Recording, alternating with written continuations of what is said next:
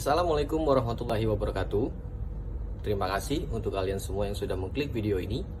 Semoga video ini dapat menambah wawasan dan juga ilmu pengetahuan bagi kita semuanya. Video ini dibuat untuk memenuhi tugas mata kuliah Sistem Pengendalian Manajemen Universitas Pamulang.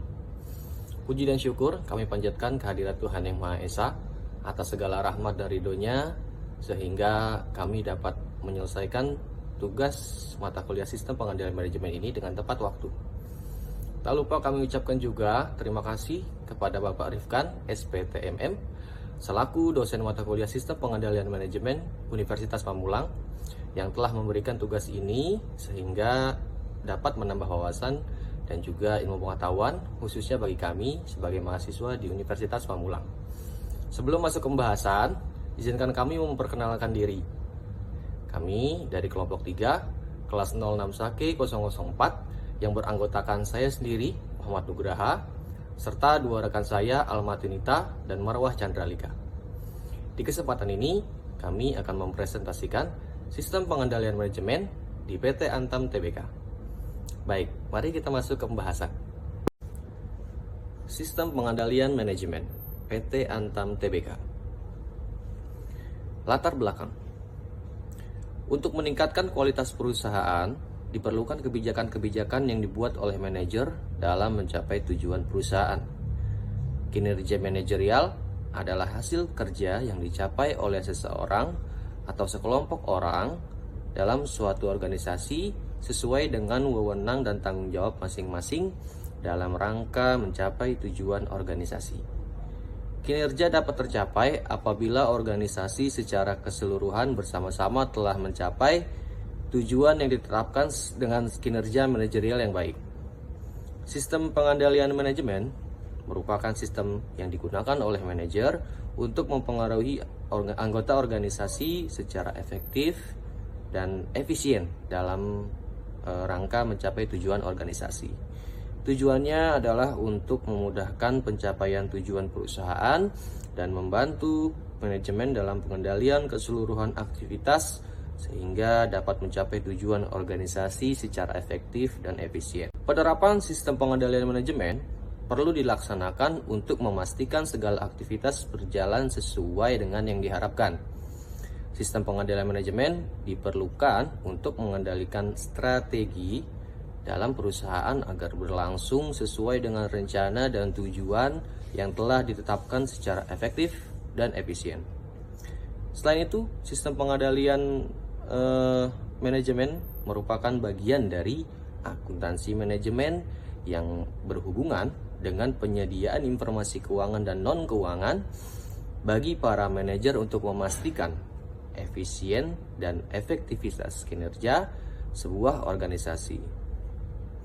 Lalu, akuntansi manajemen akan mengidentifikasi, mengukur, menganalisis, dan mengumpulkan informasi akuntansi untuk para manajer untuk merencanakan, mengevaluasi, dan mengendalikan sumber daya perusahaan untuk mencapai tujuan perusahaan. Dapat dipastikan, seluruh produk emas merek logam mulia Antam yang beredar di masyarakat adalah asli dan terjamin kemurniannya. Terkait kasus 109 ton emas yang sedang diusut Kejagung, dijelaskan bahwa para oknum X adalah karyawan Antam yang secara tidak resmi menggunakan merek LM Antam.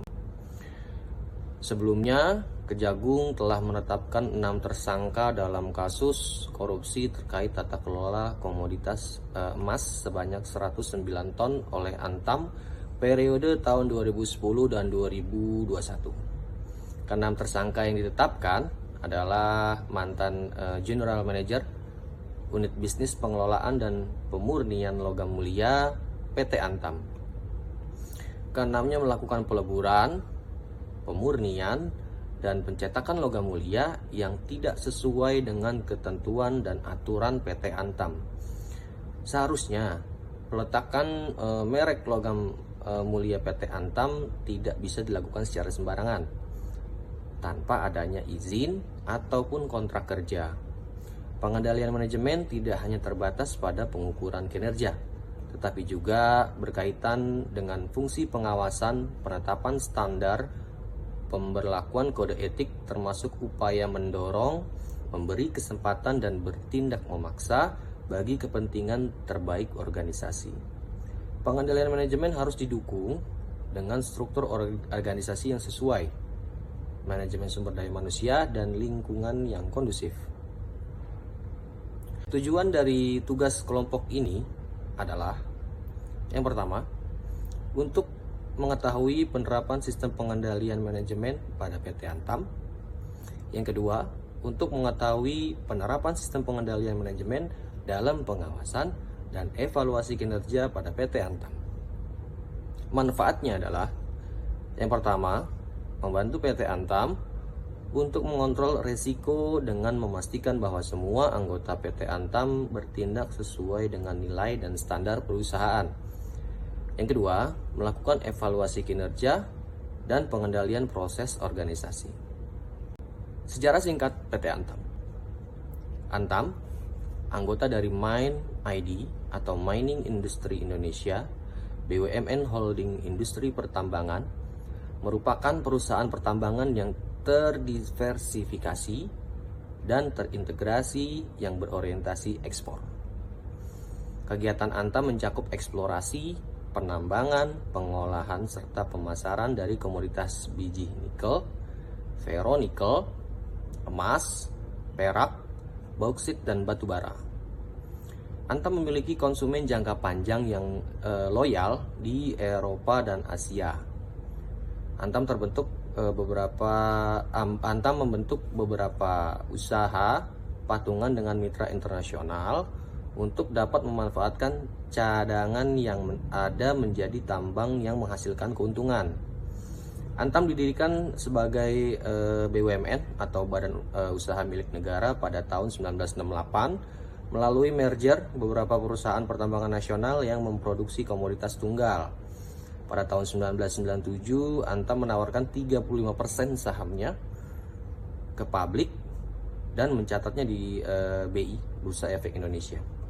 Pada tahun 1999, Antam mencatatkan sahamnya di Australia dengan status Foreign Exchange Entity, dan pada tahun 2022 status ini ditingkatkan menjadi ASX listing yang memiliki ketentuan yang lebih ketat.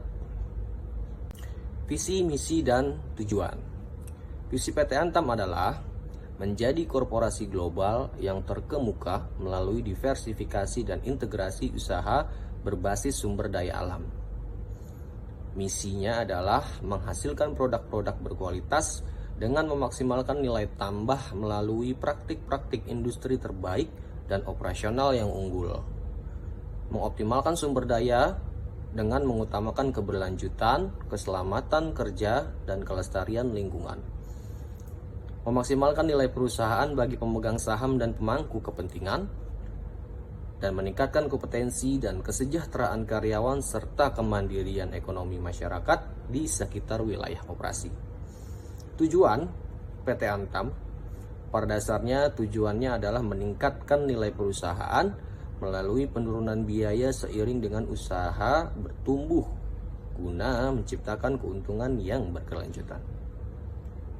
Di sini saya akan menjelaskan tata nilai perusahaan Antam. Antam mempunyai tata nilai dan norma perilaku yang wajib dipatuhi dan diterapkan dalam pelaksanaan kerja sehari-hari oleh segenap jajaran perusahaan. Budaya perusahaan memegang peranan penting dalam pengelolaan sumber daya manusia perusahaan dalam upaya mewujudkan visi, misi, dan target perusahaan. Karyawan diwajibkan memahami dan mengikuti tata nilai dan budaya Antam sebagai pedoman.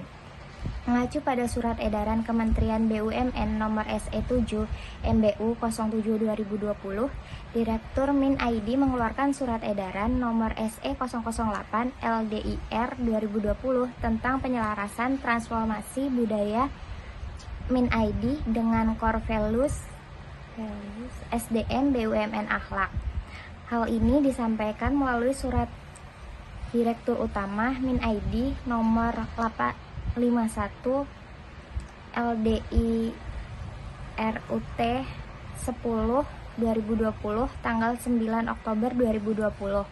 Maksud dan tujuan surat edaran Direktur Utama MinID adalah untuk menyelaraskan proses transformasi budaya MinID atau kultur movement dalam nilai-nilai utama akhlak, beserta panduan perilakunya sebagai core value sumber daya manusia perusahaan BUMN.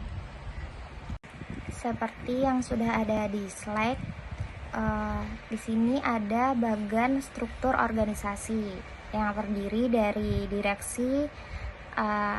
Terdapat Nicholas D. Carter sebagai direktur utama, terus dan bawahnya ada Hartono, direktur operasi dan produksi, ada I. Dewa Wirantaya sebagai direktur pengembangan usaha, ada Arianto Sabtonugroho sebagai direktur keuangan dan manajemen resiko, dan terakhir ada Ahmad Ardianto sebagai Direktur Sumber Daya Manusia.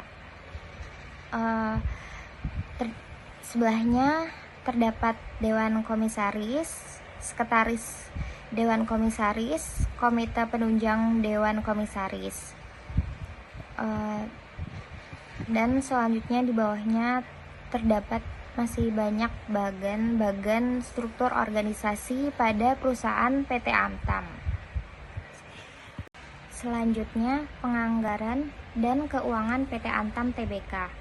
Anggaran dasar perusahaan telah mengalami beberapa kali perubahan, dengan perubahan terakhir dilakukan pada tanggal 15 Juni 2023, sehubung dengan penyesuaian terhadap ketentuan peraturan di lingkup badan usaha milik negara, serta penyesuaian atau penambahan hak dari pemegang saham seri A, B warna perseroan, dan sehubungan dengan fungsi holding pertambangan sebagaimana dituangkan dalam Akta Notaris nomor 51 tertanggal 11 Juli 2023 oleh Jose Bima Satria SH dan MKN.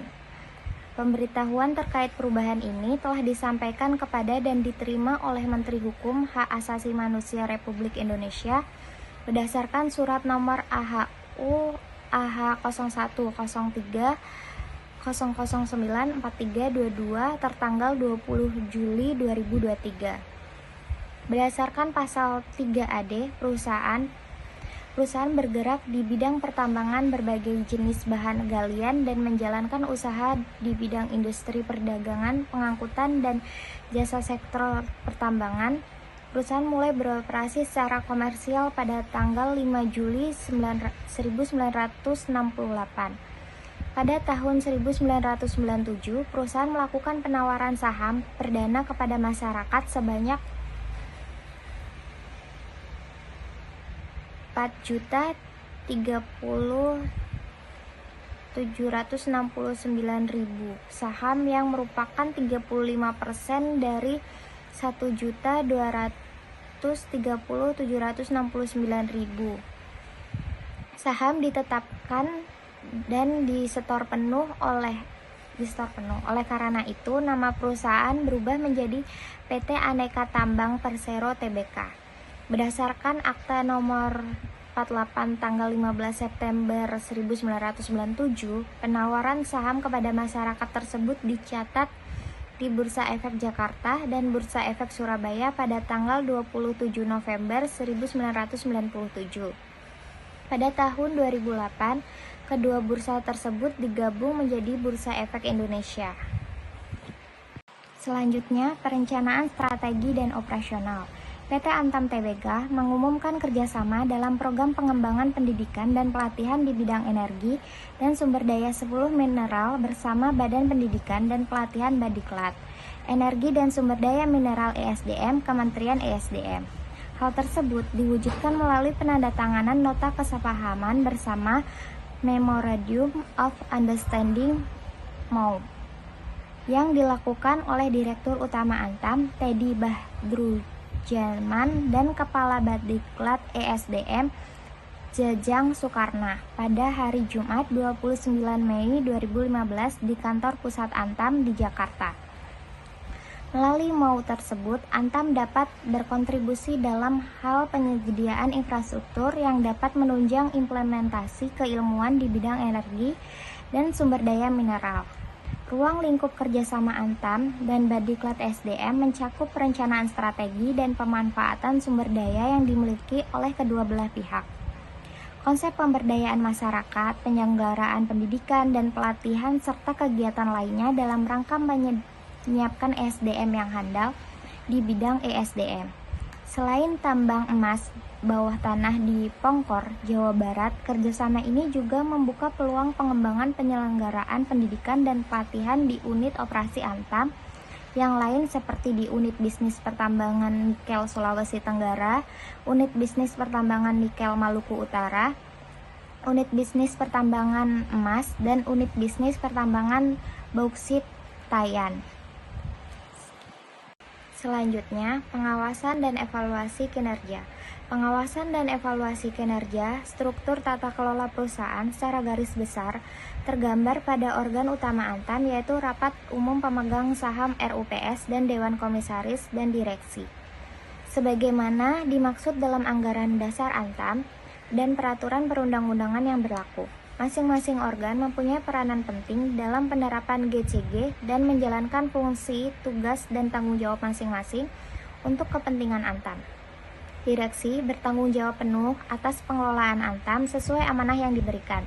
Sedangkan Dewan Komisaris melakukan pengawasan yang memadai terhadap pengelolaan yang dilakukan oleh direksi serta melakukan penasihatan agar kinerja Antam lebih baik. Dewan Komisaris, komite-komite di tingkat Dewan Komisaris, direksi, dan manajemen senior meningkatkan kapabilitas di dalam proses pengawasan dan pengelolaan perusahaan sesuai dengan tugas 18 dan tanggung jawab masing-masing. Setiap komite diketahui oleh anggota Dewan Komisaris dan tugas serta tanggung jawab masing-masing komite tercantum dalam masing-masing piagam yang dimiliki. Evaluasi kinerja Dewan Komisaris dilakukan melalui Komite GCGNR dengan metode self-assessment dengan indikator sebagaimana tercantum dalam Charter Dewan Komisaris. Evaluasi kinerja direksi dilakukan oleh Dewan Komisaris berdasarkan Key Performance Indicator dan hasilnya dilaporkan dalam RUPS. Evaluasi kinerja Komite Penunjang Dewan Komisaris dilakukan menggunakan sistem self-assessment dengan menggunakan metode evaluasi dalam suatu sistem yang diterapkan dalam keputusan Dewan Komisaris. Kinerja masing-masing senior manajemen terhubung dengan kinerja direksi yang keseluruhannya berada pada sistem Key Performance Indicator. Setiap tahun, direksi bertemu dengan senior manajemen dari divisi, unit, atau unit bisnis atau proyek di dalam forum rapat pimpinan untuk mengevaluasi dan memberi masukan terhadap kinerja masing-masing divisi atau unit bisnis atau proyek. Selanjutnya ada kondisi PT Antam Tbk. 1. Operasional tambang PT Antam memiliki beberapa tambang di Indonesia, termaksud tambang nikel, emas, aluminina, dan batu bara. Kondisi operasionalnya sangat dipengaruhi oleh fluktuasi harga komoditas di pasar global. 2. Keuangan. Kinerja keuangan Antam dipengaruhi oleh harga komoditas, biaya produksi, dan faktor-faktor eksternal lainnya. Kenaikan harga komoditas seperti nikel atau emas biasanya meningkatkan pendapatan Antam, sementara penurunan harga bisa memiliki dampak negatif. 3. Kebijakan pemerintah. Kondisi Antam juga dipengaruhi oleh kebijakan pemerintah terkait peraturan pertambangan, lingkungan, dan pajak. Kebijakan ini bisa memiliki dampak signifikan pada operasional dan profitabilitas perusahaan. Lalu ada teori mengenai PT Antam Tbk. 1. Teori ekonomi pertambangan. Teori-teori ekonomi seperti teori harga komoditas, teori biaya produksi, dan teori siklus bisnis digunakan untuk menganalisis kondisi Antam. Misalnya, teori permintaan dan penawaran digunakan untuk memahami bagaimana fluktuasi harga komoditas mempengaruhi pendapatan perusahaan. 2. Teori manajemen. Teori manajemen seperti teori organisasi, teori kepemimpinan, dan teori pengambilan keputusan digunakan untuk mengelola operasional perusahaan. Misalnya, teori manajemen risiko digunakan untuk mengidentifikasi dan mengelola risiko-risiko yang dihadapi oleh Antam dalam bisnis pertambangannya. 3. Teori keuangan. Teori-teori keuangan seperti teori valuasi aset, teori struktur modal, dan teori dividen digunakan untuk mengelola keuangan perusahaan. Misalnya, teori valuasi aset digunakan untuk menilai nilai tambang Antam dan membuat keputusan investasi yang cerdas. Berdasarkan hasil pembahasan yang telah dilakukan oleh kami mengenai sistem pengendalian manajemen PT Antam Tbk, maka dapat disimpulkan bahwa dalam menjalankan berbagai kebijakan dan program, PT Antam Tbk memiliki sistem manajemen yang ketat, termasuk sistem manajemen untuk kerja atau SMUK yang digunakan untuk menilai kinerja pegawai secara transparan dan akuntabel. Penilaian kinerja dilakukan oleh berdasarkan sasaran hasil atau Key Perform Indicator dan sasaran proses atau kompetensi yang telah ditetapkan. Dengan menggunakan sistem online melalui Human Capital Information System untuk memudahkan proses penilaian. Selain itu, PT Antam Tbk juga memiliki komitmen terhadap pengembangan kompetensi pegawai sebagai upaya untuk memastikan bahwa strategi perusahaan dapat diimplementasikan secara efektif. Dalam hal ini, perusahaan tidak hanya memberikan pelatihan dan pengembangan pegawai secara daring, tetapi juga meningkatkan kapasitas dan kapabilitas pegawai melalui rekrutan pegawai yang berkualitas dan meningkatkan kompetensi pegawai dengan penyelarasan antara prestasi, kerja, dan remunerasi. Dengan berbagai upaya tersebut, PT Antam Tbk berkomitmen untuk mencapai visi dan misinya sebagai korporasi global terkemuka, sambil memperhatikan prinsip keberlanjutan, kesetaraan, dan keadilan dalam semua aspek operasionalnya. Berdasarkan kesimpulan di atas, maka penulis memberikan saran mengenai sistem pengendalian manajemen PT Antam Tbk. Diharapkan penulisan ini dapat bermanfaat bagi semua pihak. Adapun pesan dari penulis sebagai berikut. Bagi perusahaan, diharapkan untuk secara berskala mengevaluasi sistem manajemen unjuk kerja atau SMUK-nya untuk memastikan keberlangsungan, relevansi, dan efektivitasnya. Hal ini melibatkan pengumpulan umpan balik dari pegawai, atasan, dan pihak terkait lainnya untuk identifikasi area perbaikan. Integrasi yang lebih baik antara HCIS dengan sistem lainnya dapat meningkatkan efisiensi dalam pengelolaan informasi SDM. Perluasan program pengembangan kompetensi, termasuk pelatihan teknis dan manajerial serta pengembangan keterampilan kepemimpinan, akan mendukung pencapaian tujuan perusahaan. Peningkatan proses rekrutmen dan seleksi dengan penggunaan alat evaluasi yang lebih canggih dapat memastikan pemilihan kandidat yang tepat.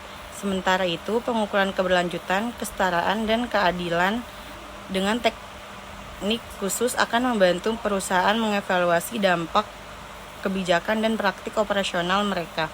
Dengan menerapkan saran ini, PT Antam dapat memastikan sistem pengendalian yang mereka terapkan tetap relevan dan efektif dalam mendukung visi dan misi perusahaan.